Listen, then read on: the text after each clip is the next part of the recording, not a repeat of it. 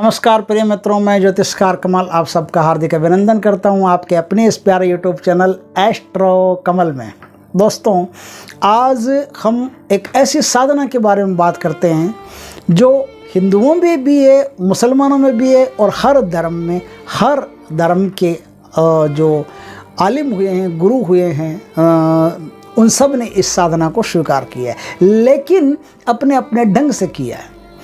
हमारे एक मित्र हैं, बहुत बड़े ज्ञाता हैं इस्लाम में, उनका बड़ा नाम है तनवीर फारूकी साहब। उन्होंने हमको एक मुवक्किल की साधना बताई। अब वो मुवक्किल होता कौन है, किस तरह से उसकी साधना करते हैं, उसका परिचय क्या है, उसके बारे में थोड़ी चर्चा हम आज करते हैं। ये साधना अगर जिस आदमी ने कर ली, उसने अपनी आत्मा की साधना कर ली। मतलब क्या है, ये साधनाओं में एक टॉप साधना, सबसे ऊंची साधना मानी जाती है। इस्लाम में मुवक्किल की साधना का बड़ा मान है, बड़ा आदर है, बड़ी इज्जत है, लेकिन हिंदुओं में इसको कोई जानता नहीं कि मुवक्किल होता क्या है, इसके बारे में कोई परिचय नहीं।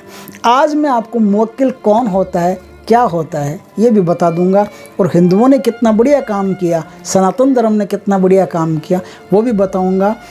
थोड़ी चर्चा इस पर हम करेंगे। वीडियो लंबा भी हो सकता है, आप छोड़ करके न जाएं, बहुत गहरी बातें हैं।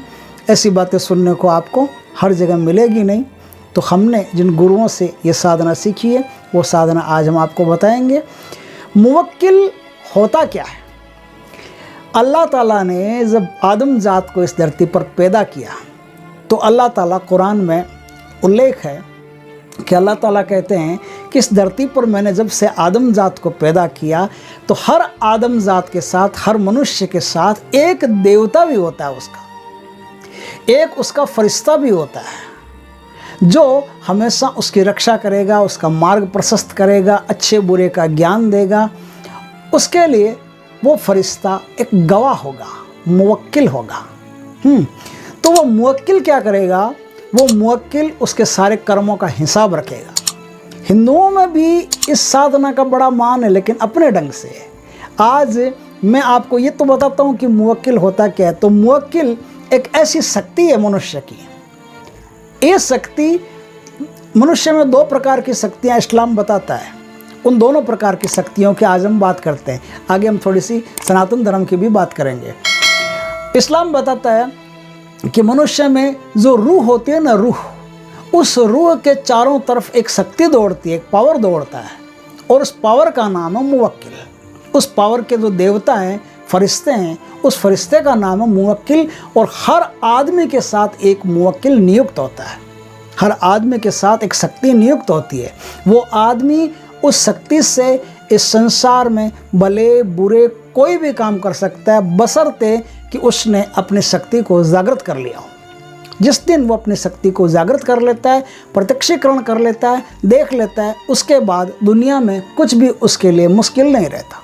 न तो स्वास्थ्य मुश्किल रहता है, बीमारी हो फट से निकाल देता है, न तो धन मुश्किल रहता है, न तो स्त्री मुश्किल रहती है, न पुरुष मुश्किल रहता है। स्त्री के लिए पुरुष, पुरुष के लिए स्त्री, किसी के लिए कोई भी मुश्किल नहीं रहता, बड़े इजी हो जाते हैं। उनके कोई भी काम हो, अटके हुए हो, फट से झट से बन जाते हैं। कोई भी तकलीफ हो, मुवक्किल की यदि साधना कर ली और प्रत्यक्षीकरण कर लिया, तो मुवक्किल के प्रत्यक्षीकरण करने से उसका हर काम अपने आप बनने लगता है, क्योंकि मुवक्किल आपकी आत्मा का देवता है। इस बात को, अच्छा, एक और शक्ति बताई। एक तो आत्मा का देवता है, लेकिन आत्मा के साथ एक सूक्ष्म शरीर भी होता है, एस्ट्रो बॉडी बोलते हैं उसको, सूक्ष्म शरीर भी होता है।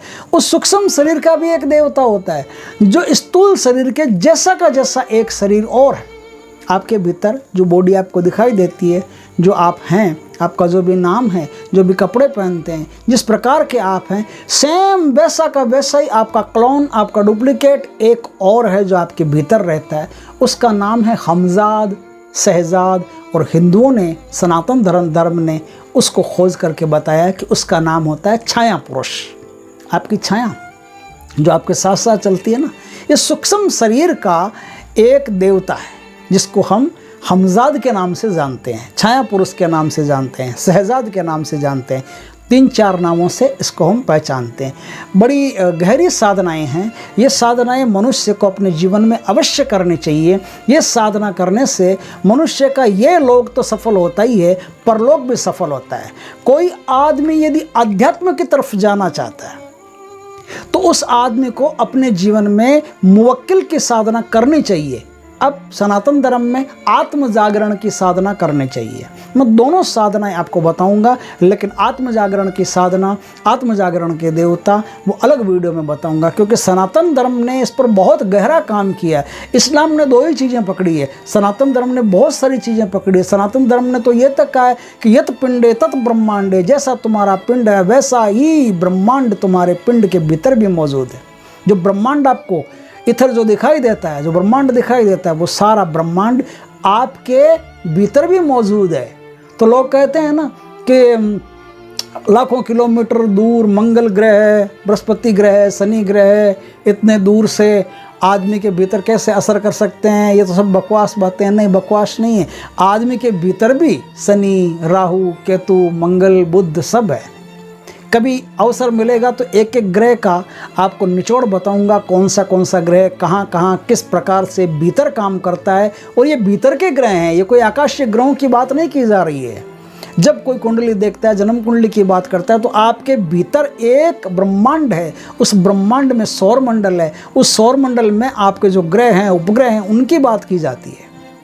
और जो साधनाएं करते हैं उनको पता है। तो मुवक्किल की साधना उस आदमी के लिए भी सर्वोपरि है जो आदमी इस संसार में परमात्मा की साधना करना चाहता है, अध्यात्म की तरफ बढ़ना चाहता है, अपनी मोक्ष की तरफ, मुक्ति की तरफ बढ़ना चाहता है। वो आदमी यदि मुवक्किल की साधना कर ले अपने जीवन में, तो अध्यात्म का सारा पथ मुवक्किल प्रदर्शित कर देता है, प्रकाशित कर देता है। उसे हर चीज़ बता देता है कि भाई तू ऐसा कर, अब ऐसा कर, अब ऐसा कर, अब ऐसा कर, क्योंकि तेरे कर्मों का गवाह मैं हूँ, तेरे कर्मों का हिसाब मेरे पास है। पूरा बही खाता मैं अपने खाक में लेकर के चलता हूँ। तू क्या क्या करेगा ये तेरे लिए भला होगा, ये तेरे लिए बढ़िया होगा। तो वो आदमी इस तरह से काम करे तो परलोक की यात्रा, परमात्मा की यात्रा कर सकता है, अध्यात्म की यात्रा कर सकता है। लेकिन इस संसार की बात करते हैं तो इस संसार में भी वो ऐसा कोई काम नहीं है जो मुवक्किल नहीं कर सकता, आपकी आत्मा नहीं कर सकती। ये हम कई बार कहते हैं, बहुत सारी हम बातें कर चुके हैं, लेकिन लोग ध्यान नहीं देते। हम कहते हैं कि आपके भीतर ऐसी शक्ति है जो ब्रह्मांड से कुछ भी मांगो उसे उपस्थित कर सकती है, लेकिन इसमें आपकी जागरूकता, आपकी मेहनत, आपकी तन्मयता, आपकी लगन सब आपका चाहिए। गुरु तो खाली उंगली से मार्ग प्रशस्त करता है और कुछ नहीं करता। काम तो आपको करना पड़ेगा, आप करेंगे तभी काम होगा। तो इस प्रकार से ये जो साधना है मुवक्किल की साधना, हिंदुओं में देवता की साधना, कि आत्मा का भी एक देवता होता है, उस देवता की साधना। हिंदुओं ने इस पर क्या काम किया, सनातन धर्म ने इस पर क्या काम किया। सनातन धर्म ने बहुत सारी चीज़ें खोज डाली। यत पिंड तत् ब्रह्मांड इस्लाम नहीं कहता है, इस्लाम ने 2 चीज़ें पकड़ी है, 2 की बात करता है। लेकिन सनातन धर्म कहता है कि नहीं, 2 ही नहीं, हजारों लाखों शक्तियाँ तुम्हारे भीतर मौजूद है। वो तो कहता है कि डाकिनी, साकिनी, राकिनी सारी शक्ति तुम्हारे अंदर मौजूद है। काली तुम्हारे अंदर मौजूद है, 52 भैरव तुम्हारे अंदर मौजूद है, 64 योगिनियाँ, जो योगिनियों की बात करते हैं ना, जो योगिनियों पर मैं आगे वीडियो बनाऊंगा और एक एक चीज़ खोल करके बढ़िया से बढ़िया बताऊंगा। तो 64 योगिनियाँ तुम्हारे भीतर है। वो तो सनातन धर्म तो बहुत गहरी, बहुत ऊंची बातें करता है। ऐसी बातें आपको 2 ही जगह मिलेगी, या तो सनातन धर्म में मिलेगी या फिर मिस्र में मिलेगी, और कहीं नहीं मिल सकती। जहाँ भौतिकता है, फिजिक्स है, फिजिकल वर्ल्ड है, वहाँ खाली ब्लैक मैजिक फैला है। इस्लाम में भी अध्यात्म है, सनातन में भी अध्यात्म है, लेकिन इस्लाम के अध्यात्म से सनातन धर्म का अध्यात्म बहुत ऊंचा है, बहुत रहस्य है, बहुत गहरा है, बहुत निचोड़ है, बहुत मेहनत की गई है। इसमें कई ऋषियों ने, महर्षियों ने मेहनत की है। इस्लाम में भी हज़ारों लाखों मंत्र हैं, तो हिंदुओं में, सनातन धर्म में भी हज़ारों लाखों मंत्र, ऐसे काम के, ऐसे टॉप के मंत्र हैं जिनसे आप इस संसार में कोई भी काम कर सकते हो। ज़्यादा बात ना करते हुए आगे चलते हैं। मुवक्किल की साधना किस प्रकार से होती है, मुवक्किल क्या कर सकता है। मैंने बता दिया कि ऐसा दुनिया में कोई काम ही नहीं है जो मुवक्किल नहीं कर सकता हो, लेकिन एक शर्त है कि आप अपनी आत्मा के देवता को कभी भी गलत काम करने का नहीं कहोगे। ये बात पहले सुन लो, अच्छा लगे तो आगे वीडियो में बने रहना, नहीं तो कोई ज़रूरी नहीं है भाई। सीधी बात है, हम तो जो बात बताते हैं एकदम क्लियर बताते हैं, खाली वीडियो चलाने से मतलब नहीं है। तो मुवक्किल की साधना वो आदमी करे जिसे अपने जीवन में नेक काम करने हो, अच्छे काम करने हों। आप यदि अपनी आत्मा को कहोगे कि किसी का बुरा कर दो तो उसका प्रभाव आप पर भी आ जाएगा और वो कर्म आपके बंधेंगे, वो कर्म आपको यदा कदा भोगने पड़ेंगे। तो आप अच्छे काम करेंगे तो अच्छे काम करेंगे तो अच्छे कर्म होंगे, और अच्छे कर्म होंगे तो अल्लाह के पास, परमात्मा के पास, परवरदिगार के पास, प्रभु के पास तबीयत से जा सकते हो। कोई दिक्कत नहीं, कोई रोकथाम नहीं, क्योंकि अच्छे कर्मों को त्यागा जा सकता है, बुरे कर्मों को त्यागा नहीं जा सकता। बुरे कर्म आप त्याग नहीं सकते, वो भोगना पड़ता है। अच्छे कर्म का अगर वक्त मिला, मालिक कहता है कि त्यागो कर्मों को, तो आप त्याग करके आराम से जा सकते हो। लेकिन बुरे कर्मों को त्याग करके नहीं, भोग करके जाना पड़ता है। इसलिए बुरे कर्म आपके जीवन में एक बेड़ी है, एक जंजीर है। अच्छे कर्म कोई बेड़ी नहीं है, कोई जंजीर नहीं है, उन्हें त्याग करके जाया जा सकता है। मुवक्किल की साधना कैसे करते हैं, इसके बारे में हम थोड़ी चर्चा करते हैं। मुवक्किल की साधना कब होती है, किस माला से होती है, कैसे होती है, थोड़ा गहराई से विचार कर लेते हैं, ताकि आप अगर खुद भी साधना करो, मुझसे एक बार पूछ लेना, पूछ करके आप साधना करना, इजाज़त ले लेना। क्योंकि जो आपको साधना बताता है एज इट इज़ उस समय वही आपका गुरु होता है। तो गुरु से एक बार अनुमति ले लेना, अनुमति लेकर के आप साधना कर सकते हो। कोई खर्चा नहीं है, कोई तकलीफ़ नहीं है, आप आराम से मुवक्किल की साधना कर सकते हो। सिद्ध होगी पक्का, इसमें कोई दो राय नहीं है, क्योंकि यह तो एक ऐसी शक्ति है जो हर व्यक्ति के भीतर मौजूद है, उसकी खुद की शक्ति है। मुवक्किल की साधना 41 दिन की साधना है। कितने दिन की है? 41 डेज की साधना है। ये साधना रात्रिकालीन है। आपको एक ऐसा कमरा चाहिए जो एकदम खिलवत में हो। खिलवत किसे बोलते हैं? एकांत में। एकांत स्थान हो, ऐसा स्थान जहाँ धो के साफ करके एकदम पोछा वोछा लगा करके एकदम मस्त उस स्थान को कर लो। उसमें खुशबू, धूप आदि ऐसा रहना चाहिए जैसे आप जन्नत में बैठे हो, स्वर्ग में बैठे हो, ऐसी स्थिति होनी चाहिए। समझे ना बात को? तो कमरे को, रूम को ऐसा साफ आप कर लो। ऐसा साफ करने के बाद में ये आपकी ये साधना शुरू होगी। ये चांद की जो रात होती है ना, अब चांद की रात का पता कर लेना कि चांद की रात कब होती है। चांद की रात में शुक्रवार या वीरवार, जिसे गुरुवार कहते हैं, इस दिन से ये साधना होती है। ईसा की नमाज बोलते हैं। ईसा की नमाज के बाद में ये साधना करनी पड़ती है। ईसा की नमाज किसे बोलते हैं? ईसा की नमाज बोलते हैं, जो नमाज पढ़ते हैं मुसलमान, वो आखिरी नमाज जो रात की होती है उसे ईसा की नमाज बोलते हैं। ईसा की नमाज के बाद में ये साधना आप कभी भी कर सकते हो। रात 11 बजे के आसपास, 10 बजे के आसपास से साधना आप कर सकते हो। एकांत में करनी है। इस साधना का नियम है कि आपके पास पानी हमेशा रहना चाहिए, और इस साधना में पाकीज़गी, पाकीज़गी मतलब शुद्धता, शुद्धता आप में हमेशा रहनी चाहिए। विचारों में, शरीर में, वस्त्रों में, बातों में, सब में शुद्धता रहनी चाहिए। नहीं तो आप गलत बोलोगे, न बुरा बोलोगे, न क्रूर बोलोगे, न गलत खाओगे, न गलत बात करोगे। आपको हमेशा शुद्धतापूर्वक इसमें रहना पड़ता है। मुवक्किल की साधना में शुद्धता पहला चरण है।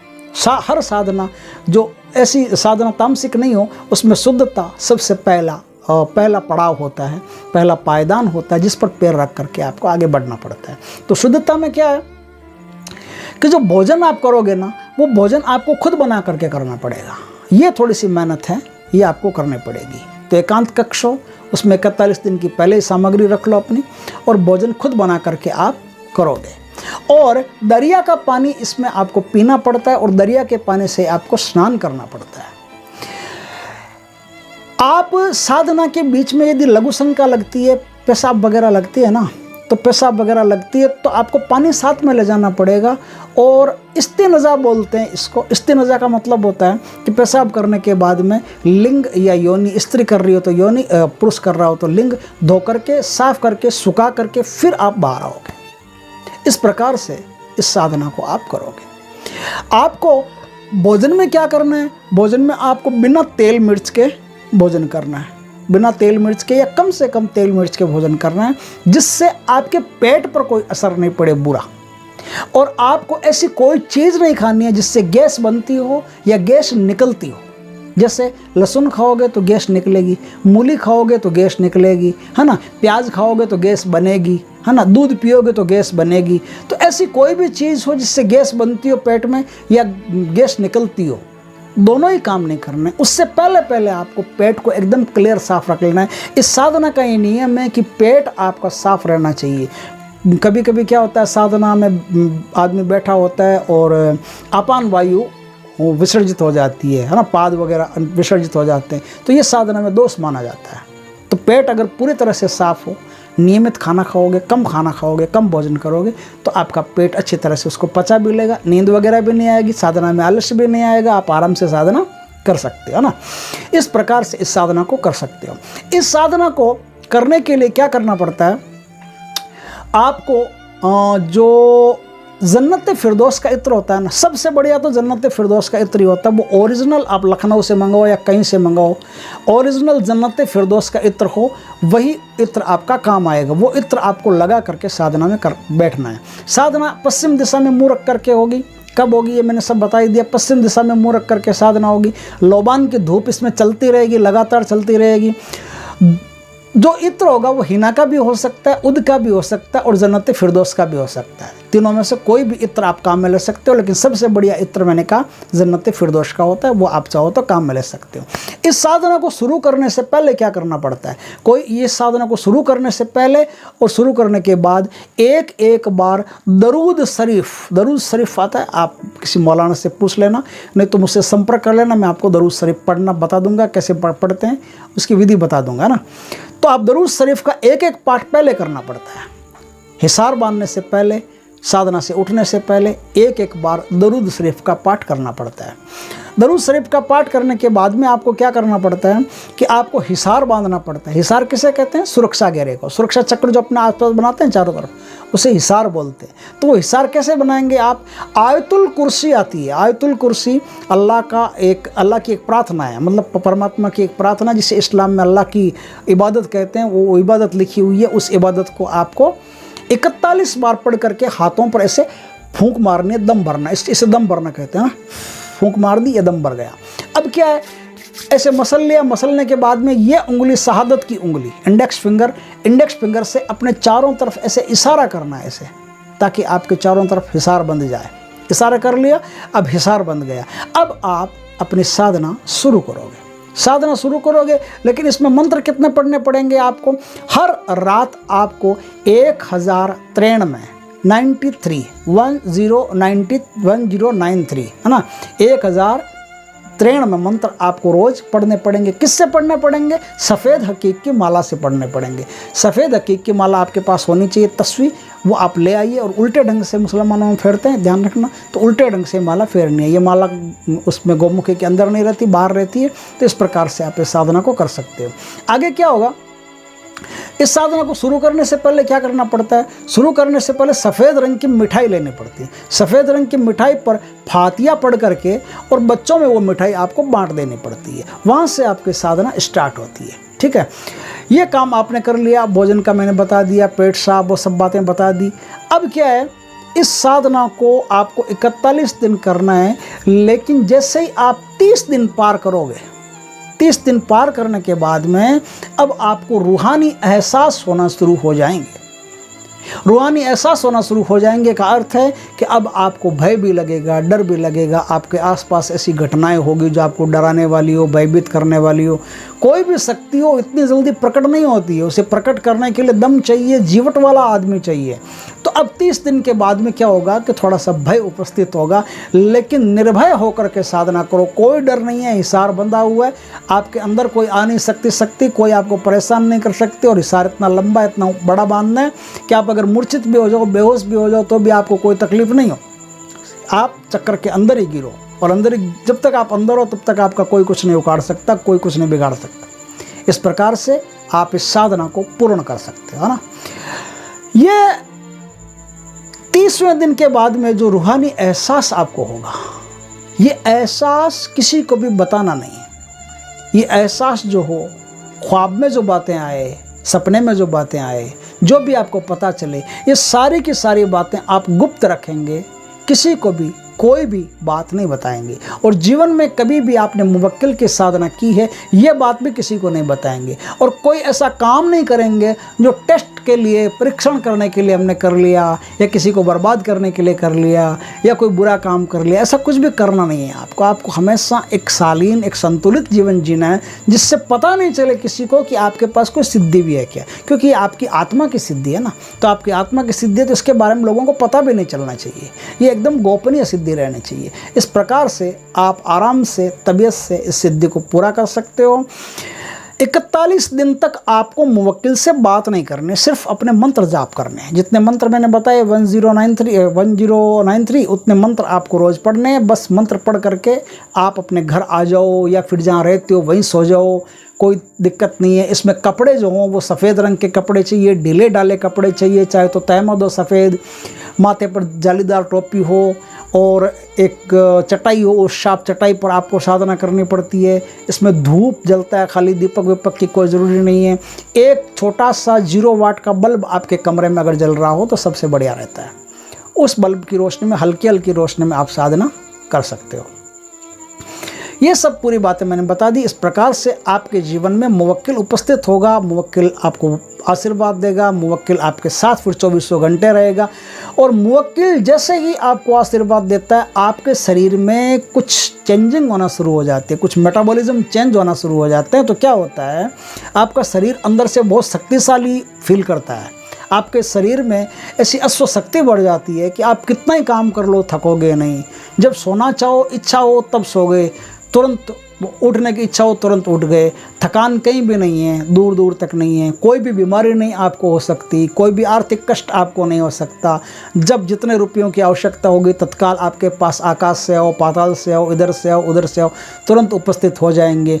इस प्रकार से हर समस्या का समाधान आपको मिल जाएगा यदि मुवक्किल आपको मिल गया तो मुवक्किल 1000 जिन्नों पर भारी है। आप कहीं भी एकांत में किसी भी जिन्नों के स्थान पर भी अगर चले गए तो आपको कोई जिन्न छेड़ नहीं सकता, बात नहीं कर सकता, डरा नहीं सकता, क्योंकि मुवक्किल में खुद में 1000 जिन्नों की ताकत होती है। 1000 जिन्नों को पकड़ करके बांध ले, ऐसा मुवक्किल होता है, ऐसा शक्तिशाली मुवक्किल होता है। और दोस्त के रूप में, मित्र के रूप में, साथी के रूप में मुवक्किल से बढ़िया साथी मिलना मुश्किल है।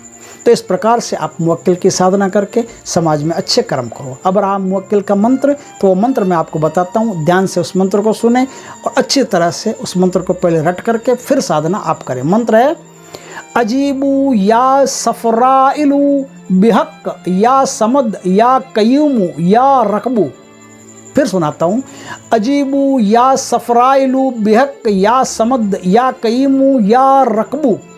इस प्रकार से इस मंत्र को आप जप करके इस साधना को कर सकते हैं। वीडियो अच्छा लगा हो तो लाइक कर सकते हैं, कमेंट कर सकते हैं, किसी ने नहीं रोका है, सब्सक्राइब कर सकते हैं, शेयर कर सकते हैं। पहली बार यदि आप हमारे चैनल पर आए हो तो सब्सक्राइब के साथ में जो बेल आइकॉन का बटन है वो भी दबा देना, ताकि हमारे ज्ञानवर्धक जानकारीपूर्ण वीडियो सबसे पहले आपके पास आ सके और ऐसी अच्छी अच्छी जानकारी हम आपको रोज़ मुहैया करा सकें।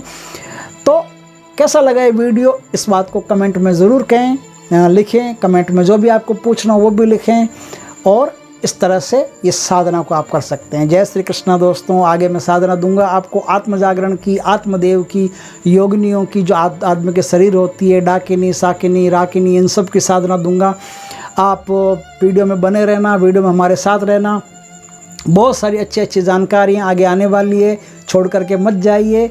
ऐसी चीज़ें आपको भगवान की कृपा से, देव योग से सुनने को मिलेगी। आप भी धन्य होंगे और हम भी आपको ये साधना देकर के धन्य होंगे कि कोई तो सनातन धर्म का, कोई तो संस्कृति का, कोई तो इन आदि चीज़ों का उपयोग करने वाला इस धरती पर मौजूद है। कोई साधना करता है तो एक तांत्रिक को सबसे ज़्यादा खुशी होती है कि उसने जो सीखा है वो कहीं बंट रहा है, किसी को बांट रहा है। ये काम बढ़िया है। इस धरती पर जितने साधक पैदा होते हैं उतनी बढ़िया बात होती है, क्योंकि साधक, जो असली साधक होता है, ओरिजिनल साधक होता है, वो उसके चेहरे पर एक तिलिस्मी मुस्कान होती है, उसके चेहरे, उसके आत्मा में एक अक्षुण्ण आनंद होता है और उसमें प्रचुर मात्रा में संतोष भरा होता है। तो इस प्रकार से ये साधना करके आप भी लाभ उठाइए और दुनिया को भी थोड़ा थोड़ा लाभ देते रहिए। जय श्री कृष्ण दोस्तों।